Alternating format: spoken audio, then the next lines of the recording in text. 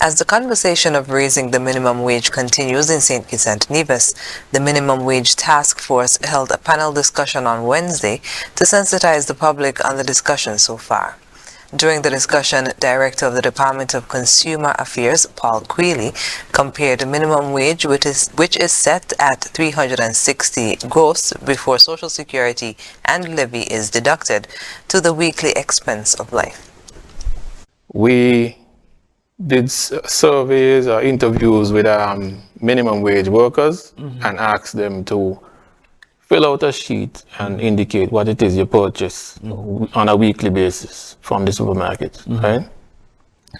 And based on that information, we used prices from the Consumer Price Index. So we had a list here: person purchasing sugar, eggs, rice, macaroni and cheese, flour, onion, sweet potato, Irish potato, ketchup, chicken wings, lentils, dishwashing liquid, toothpaste, drink mix, corned beef, Vienna sausage, sliced cheese, sanitary pads, Pampers. And when we totaled up this list, it came to $319.18.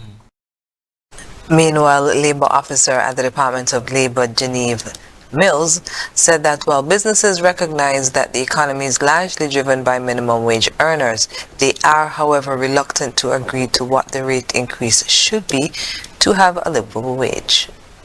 What all stakeholders are not keen on is what Quealy just alluded to. What should be this livable wage?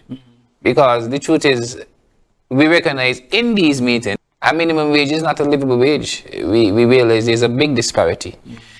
A means test determined that a livable wage in St. Kitts right now will be $2,500 a month at a minimum.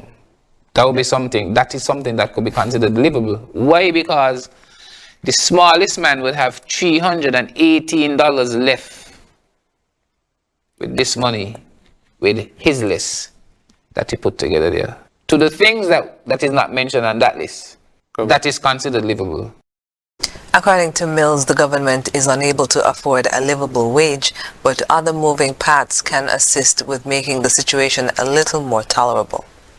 However, can the government at this point in time introduce what is considered a livable wage? No. Can the government introduce, though, a minimum wage? Yes. And what can go further than a livable wage?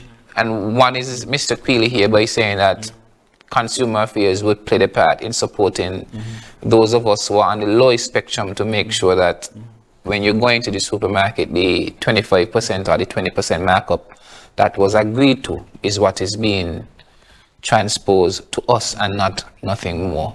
And they have other entities and stakeholders that will have to get on board to make sure that those persons who really need to be impacted at the level are impacted, and the government itself could move away from some of the social assistance that is causing us to hurt from an economical standpoint at a macro level.